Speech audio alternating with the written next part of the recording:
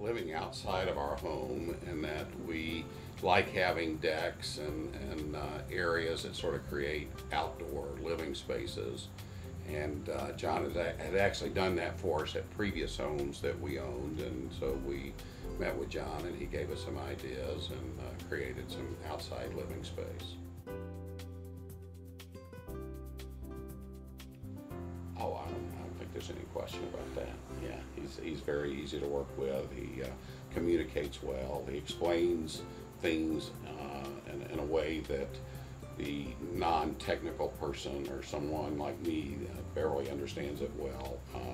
And he went through several different alternatives with us, explaining the pros and cons of each, as well as the cost of each, and then gave us all the information that we needed to where we could make a good decision. What do you think the time is going to be on this project? And I'll say 2 weeks, 3 weeks, whatever it is. It's usually done either on that day or maybe before that day. And they show up every day at the same time. They start, they finish at the same time every day, and they just work. They're like little workhorses.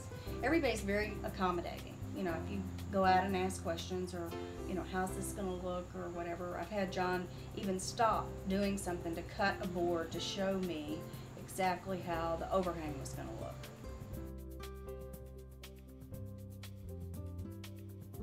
Like downstairs for the arbor that's down there that's tied into the chimney, for instance. That was a challenge for everybody.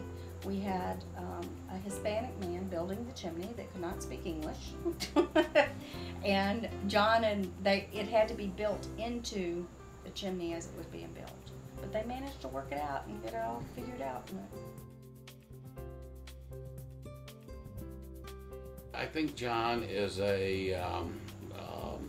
is just a straight person. You know, he's honest. We've never known him to try to get by with anything or an imperfection. He's even brought imperfections to our attention, where he'll say, you may not notice this, but something in this joint that wouldn't necessarily be visible to me looking at it, he knows it's wrong, so he brings it to our attention and he takes care of it.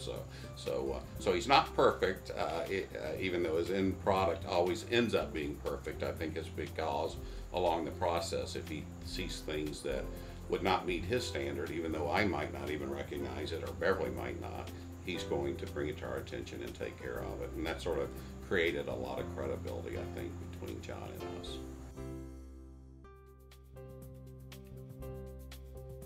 Yeah, I think, you know, anytime, particularly nowadays, it just seems like, unfortunately, good quality service is not the norm, but rather the exception. So I think most of us, when we've had a good experience with someone, we're very happy to recommend them to our friends or acquaintances, particularly because, as I said, it's not common anymore to have someone that does the quality of work that John does and does it in a very professional way and within the scheduled time frame and budget that was agreed upon at the time you initiate the project.